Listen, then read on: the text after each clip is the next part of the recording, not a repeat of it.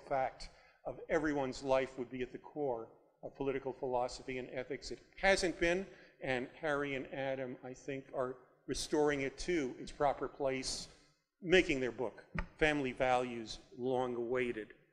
As part of this very special enterprise of combining insight into the nature of fair opportunity with concrete knowledge of the nature of inequality and the prospects of education and family policy, Harry will talk to us today on justice, opportunity, and education reform in the United States.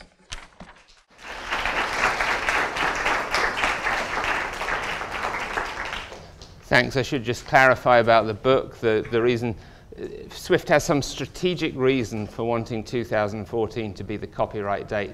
It's to do with government incentives, that's all. Well, I'm not going to be able to live up to Dick's introduction, I don't think, but I'll see what I can do.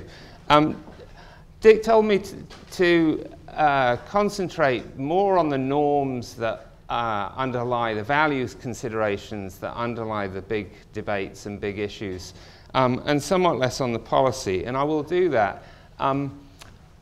My observation about, I will talk about policy some. My observation about policy, though, is that the two candidates in the big election, the presidential election, actually they have disagreements about higher ed, but their disagreements about K through 12 ed are not large. Romney seems to think they're larger than they are. If you read Romney's website, he says that he will do what, and then he describes all these things that Obama has been doing, and then says, unlike Obama, who's been doing, and then says these things that Obama hasn't been doing.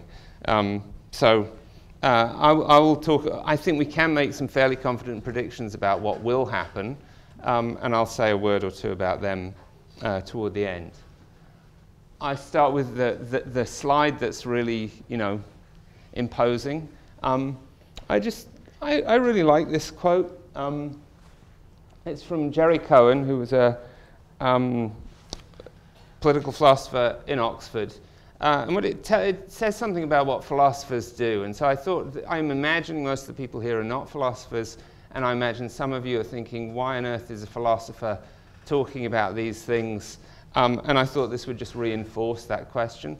This is what he says. He says, philosophers don't know how to compute in general terms the comparative weights of the values, all of which deserve consideration. We're sometimes better than others at identifying distinct and